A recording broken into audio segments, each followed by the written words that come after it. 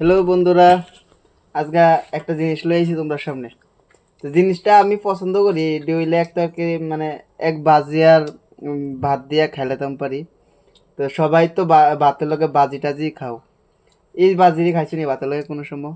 লাগে যখন বন জঙ্গল ফিরে রয়েছে। কসে এটি কিতা, এটি হইছে কানকা কানকা আছে না, এই কানকা বাজি কইরা লইছি আর কি।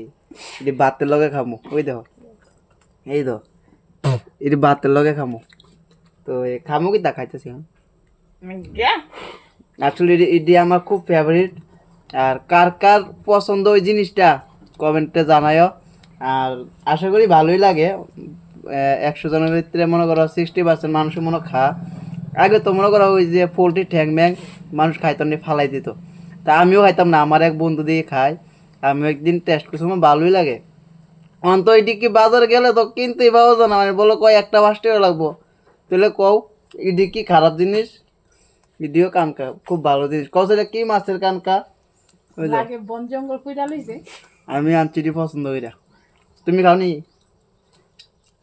খাইবা নি? খাই দাও না একটা। আরে দাও না একটা। না না, কারোটা খাই দাও, লাড়িরা লাড়িরা। থাক না খেলে না, আমি খাইলে।